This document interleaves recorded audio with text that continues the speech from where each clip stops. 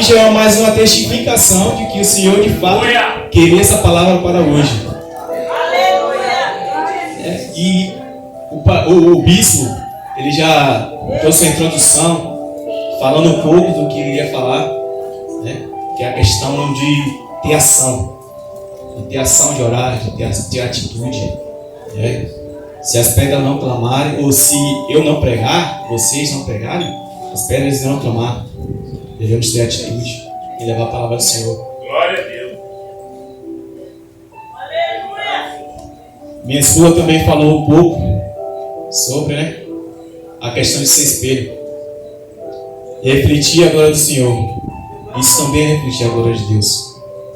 Eu fiz um pequeno esboço aqui. Não sei o quanto eu vou segui-lo. Mas eu irei começar aqui no capítulo 3 de Josué. Mas eu gosto muito de pegar testificações de outros textos e outras histórias para embasar o que eu estou falando, aquilo que o Senhor quer trazer para a igreja. Vamos, sem delongas, dar início aqui. Capítulo 3 de Josué diz assim, versículo 1. Todos se encontraram? Amém. Amém, glória a Deus. Levantou-se, pois, Josué de madrugada, e tendo ele e todos os filhos de Israel partido de Sitim, vieram até o Jordão e pousaram ali antes que passassem. Sucedeu, ao fim de 3 dias, que os oficiais passaram pelo meio do arraial e ordenaram ao povo, dizendo: quando virdes a arca da aliança do Senhor, vosso Deus, e que os levitas sacerdotes a levam, partireis, vós também do vosso lugar, e seguireis. Contudo, haja a distância de cerca de 2.000 côvados, que quer dizer 1 quilômetro, mais ou menos isso, entre vós e ela. E existia uma distância aqui, né, entre o povo, a arca da aliança e o povo, onde o povo deveria se manter. Não vos chegueis a ela, para que conheças o caminho pelo qual haveis de ir, visto que por tal caminho nunca passares antes. Versículo 5. Disse Josué ao povo: santifica-vos, porque amanhã o Senhor fará maravilhas no meio de vós. E também falou ao sacerdote, dizendo: levantai a arca da aliança e passai adiante do povo. Levantaram, pois, a arca da aliança e foram andando adiante do povo. Então disse o Senhor a Josué: hoje começarei a engrandecer-te, para que os filhos de todo Israel, para que os olhos de todo Israel, para que saibam que, como fui com Moisés, assim serei contigo. Tu, pois, ordenarás ao sacerdote que levante a arca da aliança, dizendo: ao chegardes à borda das águas do Jordão, parareis aí. Então disse Josué aos filhos de Israel: chegai-vos para cá e ouve as palavras do Senhor vosso Deus. Disse mais Josué: disto conhecereis que Deus vivo está no meio de vós, e que de todo lançará de diante de vós os cananeus e os heteus, os heveus, os fariseus e os gigazeus, os amorreus e os jebuseus. Eis que a arca da aliança do Senhor de toda a terra passa o Jordão diante de vós. Tomais, pois, agora 12 homens da tribo de Israel, um de cada tribo, porque há de acontecer que assim que as pontas dos pés dos sacerdotes que levam a arca do Senhor, o Senhor de toda a terra pouse nas águas do Jordão, serão elas cortadas, a saber, a que vem de cima, e se amontoarão. Até aqui. Eu começo aqui no livro de Josué, ao qual o Senhor estava falando comigo a respeito do contraste do natural, do homem e do sobrenatural de Deus. Aqui em Josué vimos que o povo de Israel estava diante do rio Jordão, ao qual deveriam passar para herdar a terra prometida pelo Senhor. E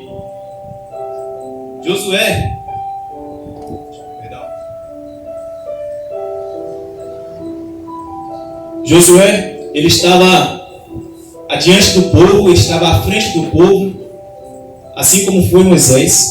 Josué ali ficou à frente do povo. Naquele período, após a morte de Moisés. Misericórdia. Volta para casa. É o quê? Glória a Deus. Deixa ele mesmo. Não vai fazer nada não. Dando continuidade.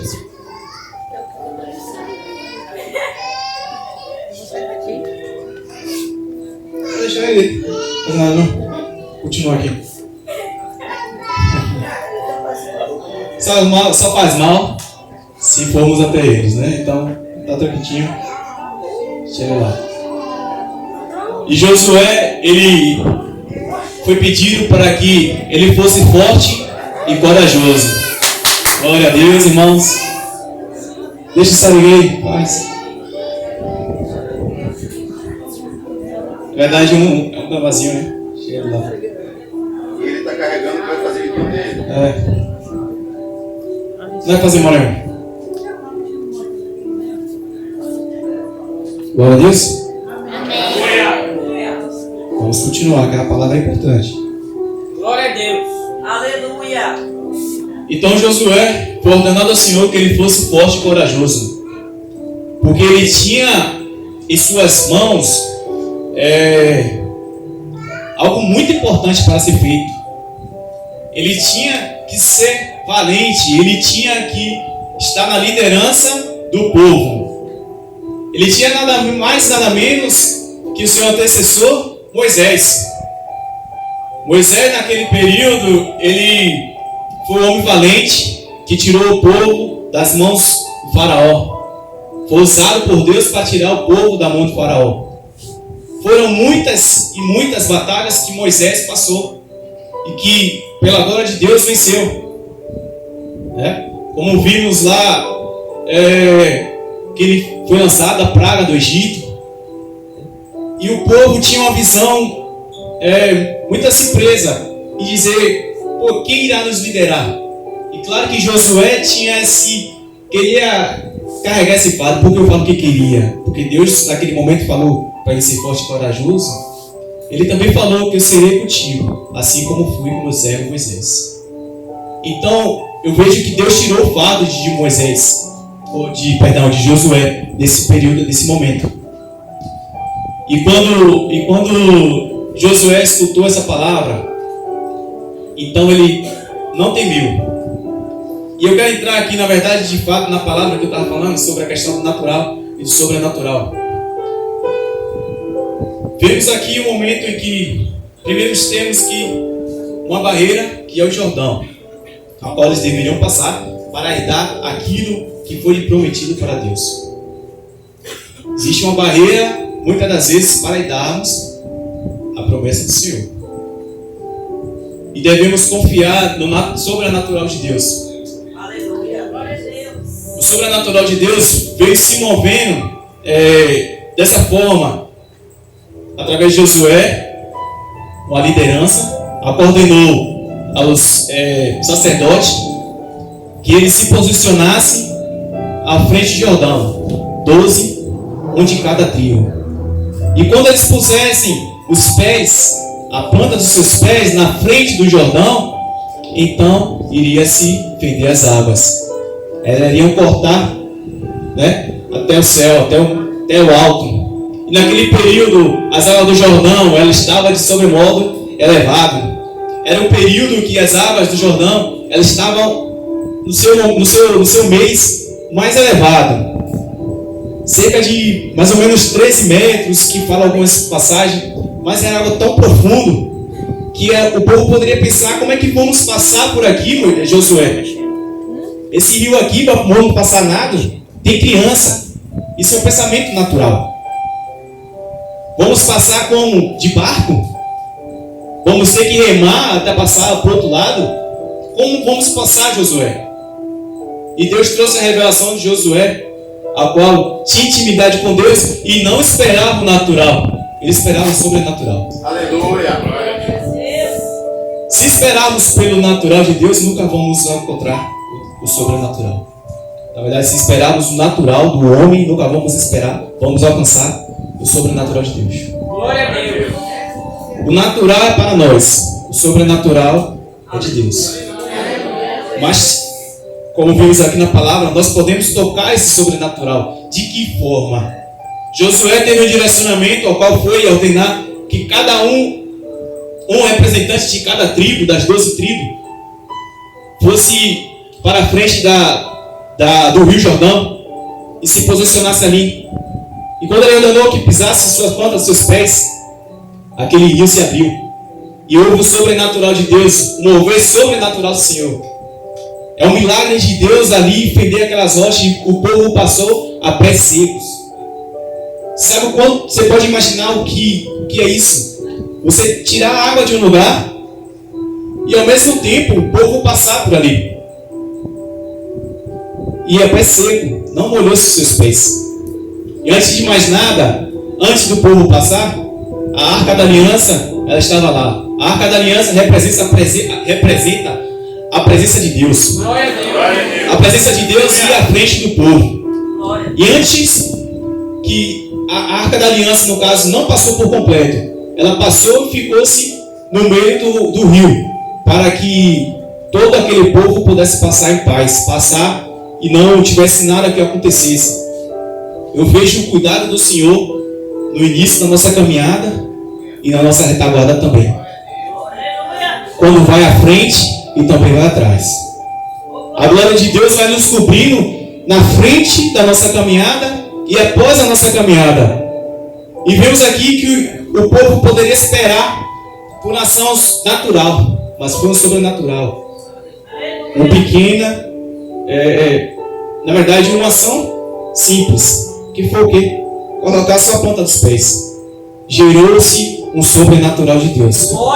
Nós podemos achar que poderia acontecer um vendaval naquele lugar e aquelas águas ali secassem, que aparecesse um buraco e fosse engolido aquelas águas e o povo pudesse passar. Mas na verdade era só uma ação que deveríamos tomar. E Josué também chamou o povo para uma ação. Porque antes da glória de Deus se manifestar em nossas vidas, é necessário ter santificação. É necessário santificarmos as nossas vidas, nos separarmos, consagrar o nosso altar, restaurar o nosso altar, restaurar aquilo que está derrubado. E eu volto um pouco na história, antes de avançar, eu vou voltar. Quero voltar lá em Noé. Noé também viveu o sobrenatural de Deus. Noé, ele foi ordenado por Deus para que fosse construída uma arca. Porque Deus já não estava mais se agradando daquele povo. Deus via que aquele povo ali estava perdido. E ele se arrependeu das palavras. Mas foi um arrependimento a qual ele queria restaurar, na verdade, a intimidade com o homem. Restaurar a sua aliança com o homem. E foi através de Noé que ele fez isso. Que ele restaurou a nossa aliança. E Noé, ele estava construindo a arca. E aqui nos meus pensamentos eu posso ver os homens ali, eles debochando, falando de Noé. Que é isso? Estalhado, tá construindo a arca para quê? Nem tá chovendo, nem tem água aqui próximo. Para essa arca, esse gigante para quê? O que é que vai caber aí dentro? E Noé, ele ignorou todas as coisas e focou na direção de Deus. Aleluia! Ele focou no direcionamento do Senhor. E ele pôs as primeiras madeiras, trouxe a segunda junto com sua família e começou ali a construir a sua arca. E ele não parou até que a ordenança do Senhor fosse que ele saísse da arca. Ou seja, ele não parou depois de construir a arca. Ele só parou depois que finalizou o dilúvio. E aí veio o sobrenatural de Deus. Uma chuva, a qual inundou toda uma terra e carregou aquela arca ali por determinados lugares, até que aquela água ali, aquele período que ordenado do Senhor, no caso 40 dias, se passasse. Vemos o sobrenatural de Deus também a respeito de Moisés. Antes de Moisés, perdão, eu quero falar aqui a respeito de Sarai. Sarai, hoje conhecida como Sara, mulher de Abraão, naquela época, Abrão. Sarai, Abraão recebeu uma promessa do Senhor. Aleluia. Essa promessa era seu filho. Um filho muito esperado, muito aguardado. E ele estava almejando ali aquele filho, porque ele já se passavam-se anos, ele estava chegando à sua velhice. Claro que naquela época, às vezes, 80 anos não era nada. Mas ele já estava chegando à velhice, já estava cansado. E ele queria uma descendência para deixar a sua herança. E vemos a atitude aqui natural, a de Sarai.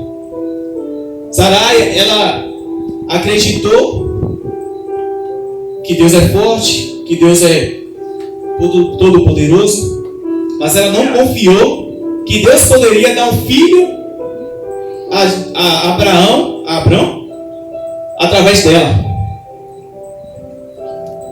Perdão, está trocando as palavras aqui na questão de Sarai ou Sara, é porque era antes de trocar o nome.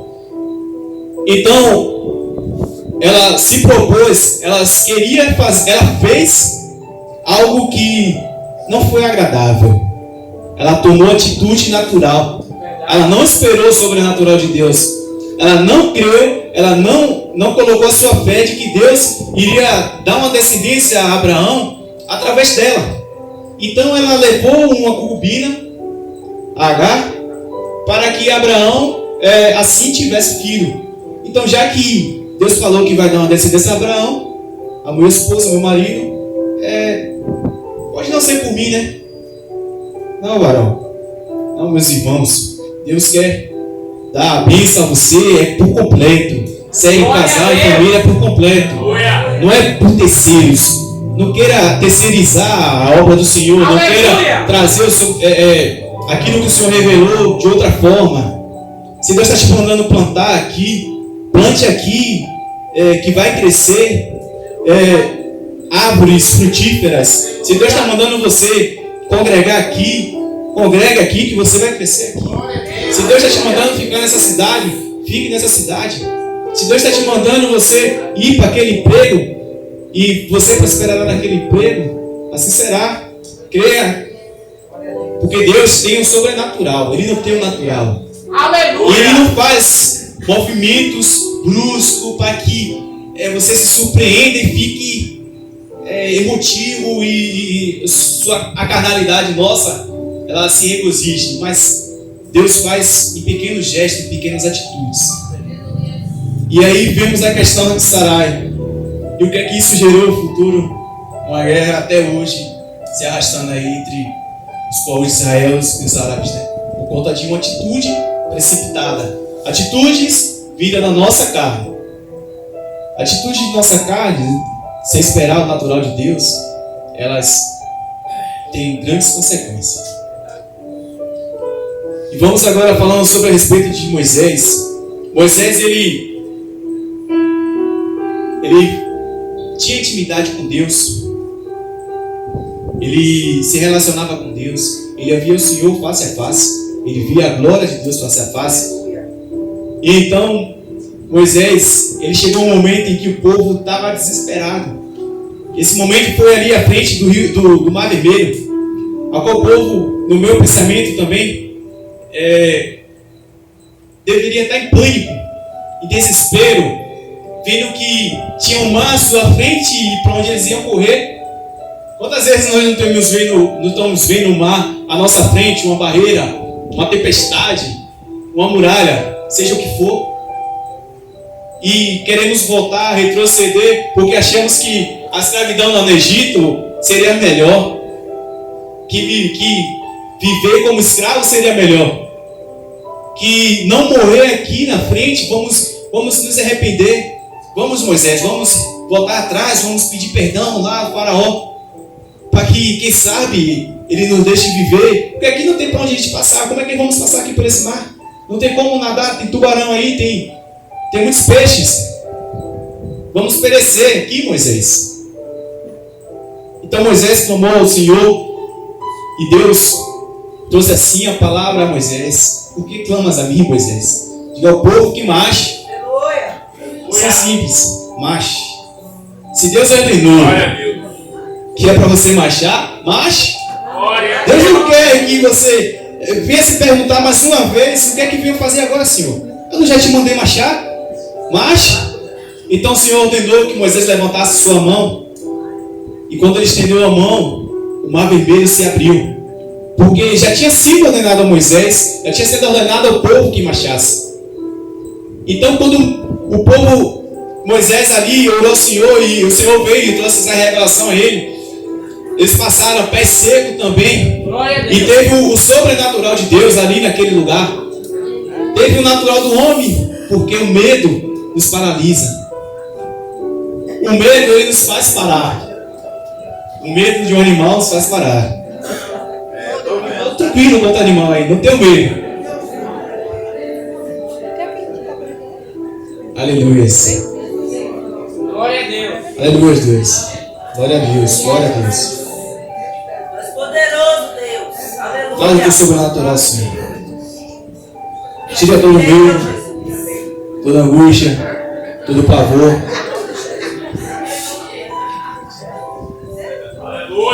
Tira toda a distração, Senhor, deste lugar. Em nome de Jesus. Tira toda a distração, Deus. Aleluia. Aleluia.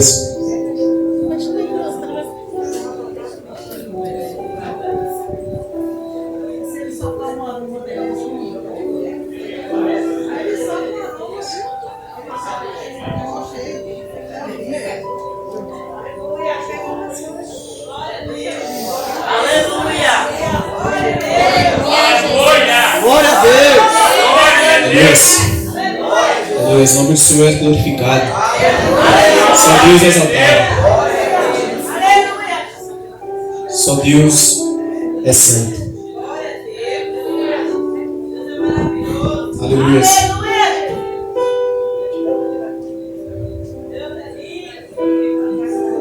Eu vivi o sobrenatural do Senhor durante o período que eu estava ali na chácara onde eu iria me casar ano passado.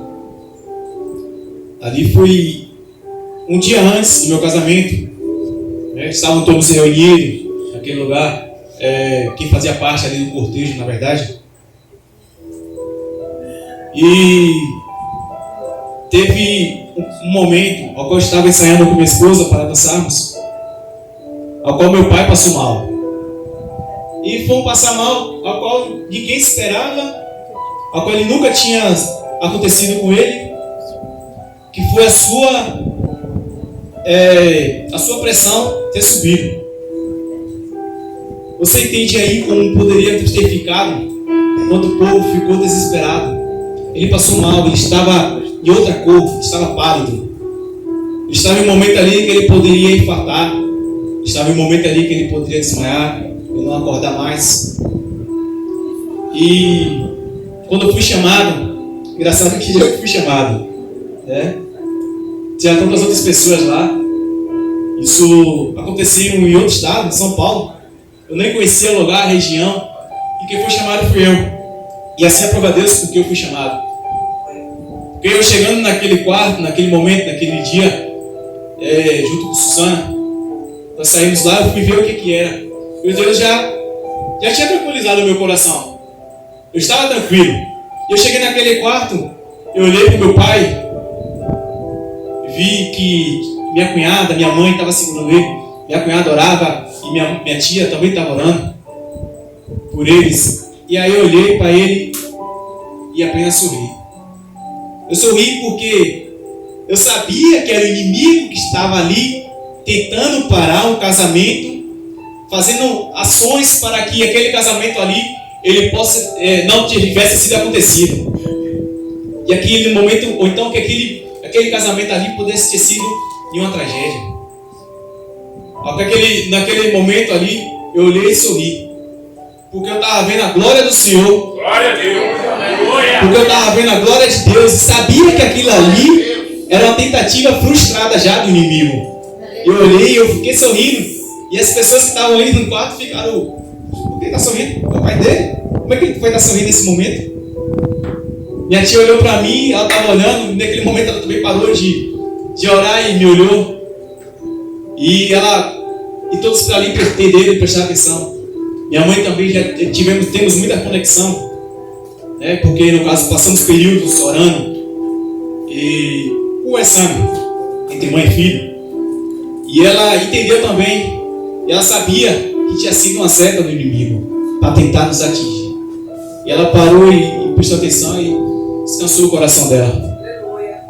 Ela via que o inimigo queria apenas nos atingir e nos fazer parar. Assim como esse animal quer parar. Mas ele está tranquilo. Eu estou tranquilo quanto a ele. Aleluia. Aleluia. Aleluia, Deus. Não é porque eu assisto Discovery, mas porque eu gosto. Então, naquele dia, foi o dia 15 de setembro do ano passado, eu tomei a posição e falei: não, tá tudo tranquilo aí, tá de boa, tá tudo tranquilo aí, tá tudo bem, não vai acontecer nada com ele, tá tudo bem.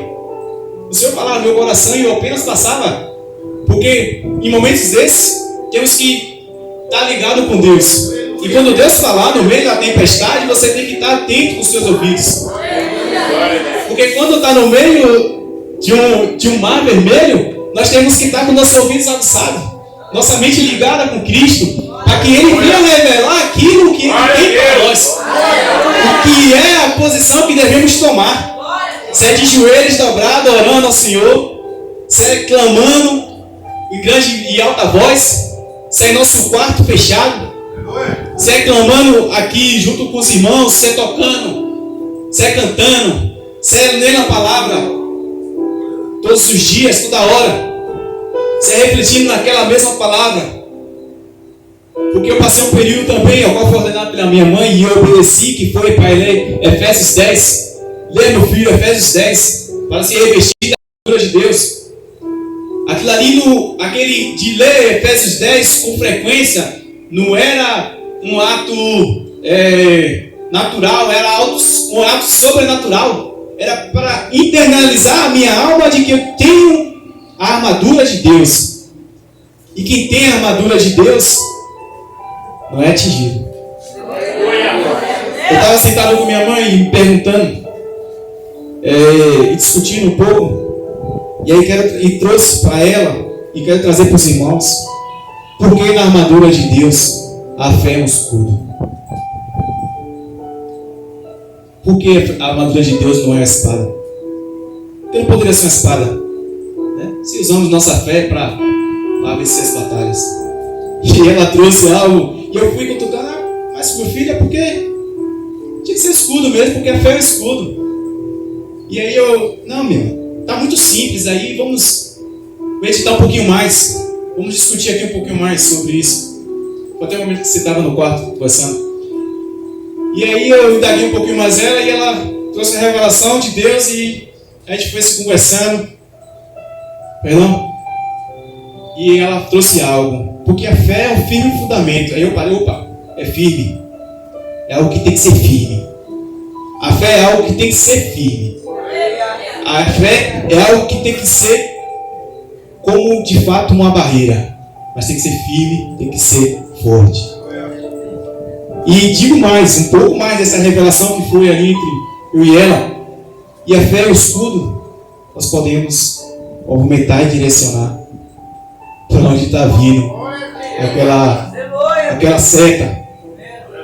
E o que é que devemos fazer com essa fé? É levantar e defender-se.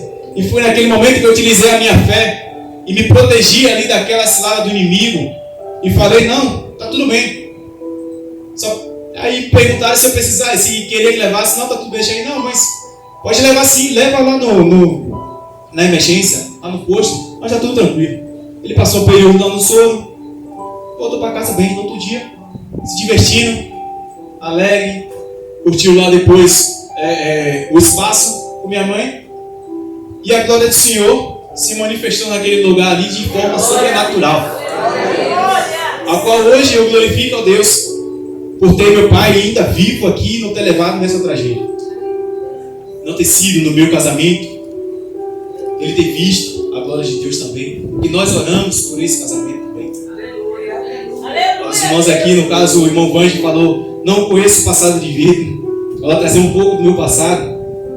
Eu cresci lá na igreja, né? Se não me engano, eu fui pouco antes de 7 anos de idade. E me mantive, graças a Deus, até hoje. Né? Orava a Deus. Passei um período, claro, rebelde. Infelizmente, adolescente é fácil. Porque o hormônio, infelizmente, sai do lugar. Tira tudo do lugar. É uma fase a qual devemos tomar muito cuidado. Porque vem muitas setas, vem muitos laços. E passei um período onde tinha alguns laços. E graças a Deus, Deus foi me levantando, não me deixou, não me permitiu cair. Não me permitiu cair na cilada do inimigo. Não me permitiu que eu não me desviasse seus caminhos, mas me manteve firme ali, Senhor. E para a glória de Deus eu posso contar que hoje casei com minha esposa ali, estivemos, só viemos nos conhecer um ao outro após o casamento. Antes disso, graças a Deus, nós não tocamos, nem antes do nosso namoro, nem durante, só depois. Isso eu vejo a glória de Deus também em minha vida. E quando eu orei, Senhor, eu quero mas não uma namorada mais, eu quero uma esposa, Deus. Deus veio e trouxe uma revelação a qual com o meu olhar natural, eu julguei a irmã. Eu falei, não, essa aí. Não estou falando disso, não. Estou falando da irmã que trouxe a revelação. Calma, não entende errado.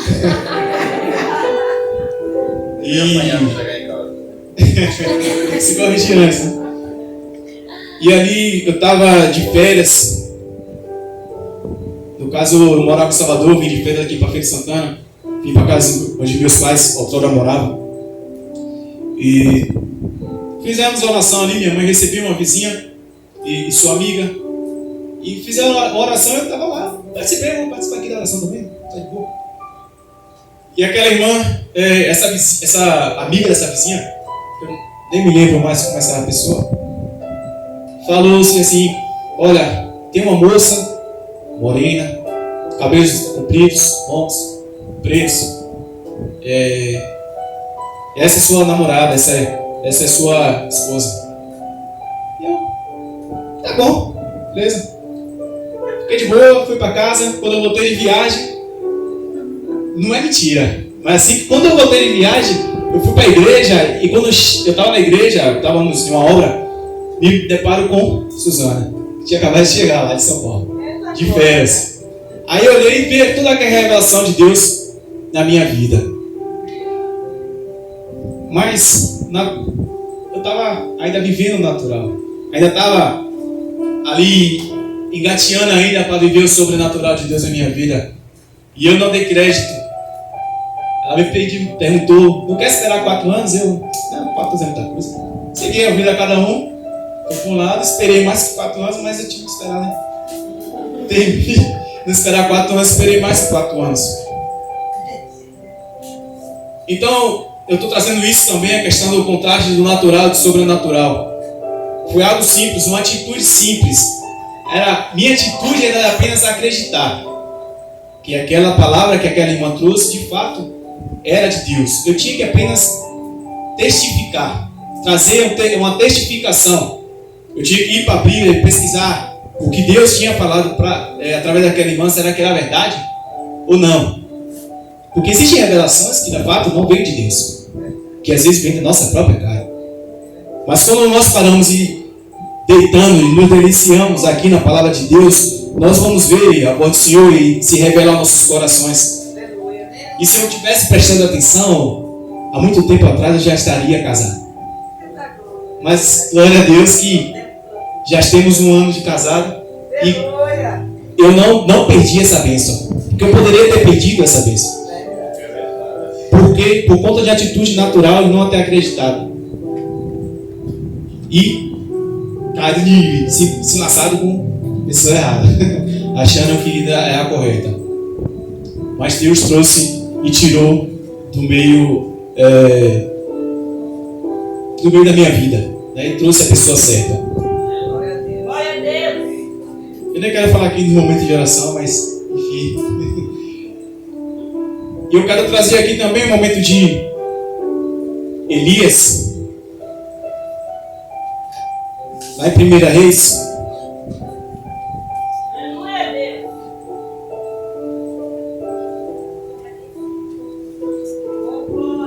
Aleluia. aleluia, Deus.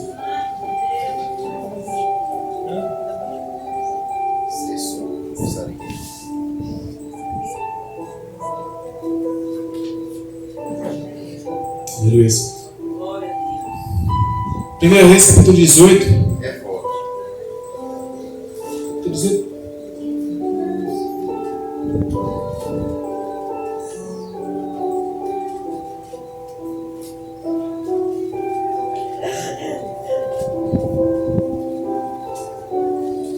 Glória a Deus. Aleluia. Tu és poderoso, Deus. Aleluia. Capítulo 18, versículo 41 em diante, vai dizer assim. Perdão, eu vou adiantar.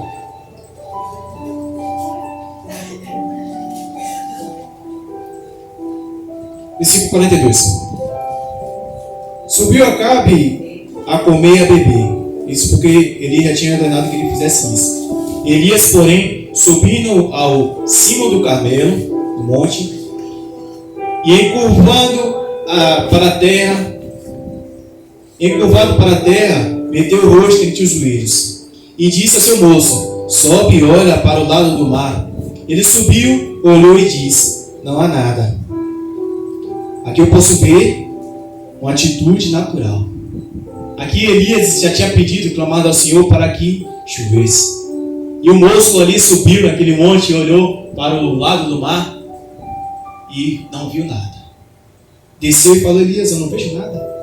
O que é que tem? O que é que tu espera, Elias? Eu não estou vendo nada. Então Elias disse: volta e assim por 7 vezes faz. Se aquele moço não fizesse isso por 7 vezes, em desobediência ao profeta, eles também teriam desobedecido a Deus.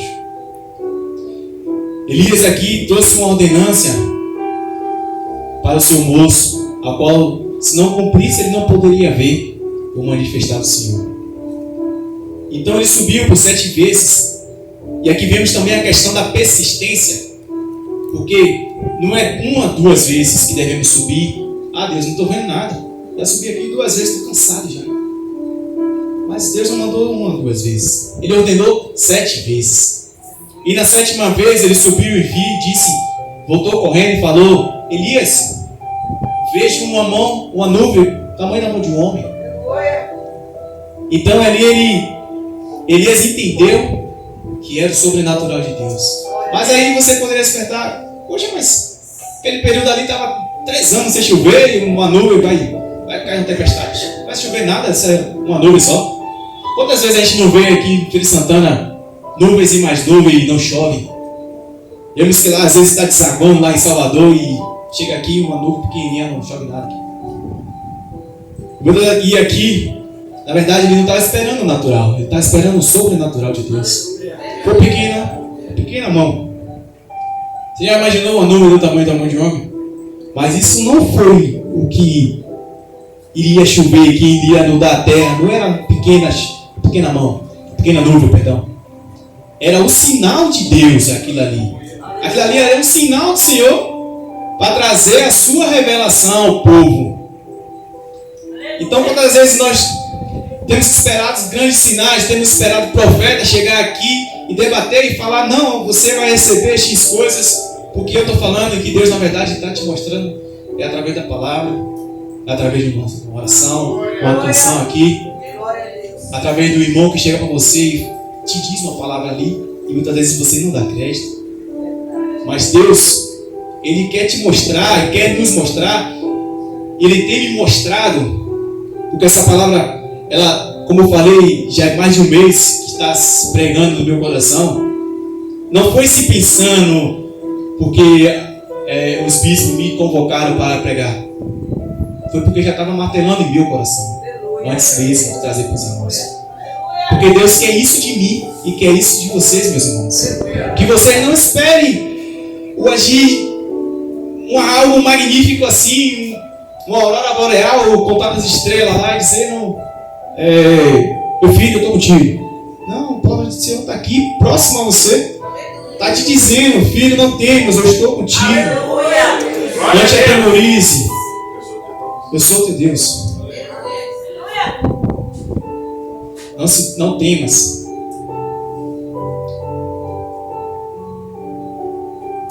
E quantos milagres Jesus não operou?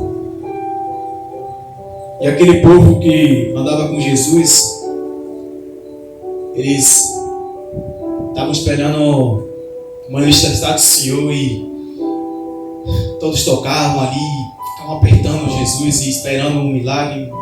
E muitas vezes também o milagre até não vinha. Creio assim, a palavra de Deus não fala. Mas Jesus para no momento e pergunta aos seus discípulos: alguém me tocou? Quem foi que me tocou? Quem foi que me tocou? Quem está tocando nessa noite de Jesus? Porque ele fala que de mim saiu virtudes. E aqui vemos também a questão do outro contraste natural. Seus discípulos ali com o olhar carnal olhavam e falavam: Jesus, a multidão aqui, está todo mundo te apertando. E o Senhor me pergunta: quem me tocou? Tanta gente me tocou. Está ficando louco. A gente já está tocando aqui. Ele fala para que eles fossem abertos os seus olhos espirituais. Jesus fala: de mim saiu virtude. Então eles pararam e prestaram atenção e viram que não foi de uma forma natural que tocaram Jesus, mas foi de uma forma sobrenatural, foi de uma forma diferente. Jesus foi tocado. Saiu a glória do Senhor, se manifestou naquele lugar ali. E aquela mulher foi curada, foi sarada. Jesus morreu na cruz, foi para que tivéssemos vida com abundância, foi que pudéssemos tocar o sobrenatural dele. E eu quero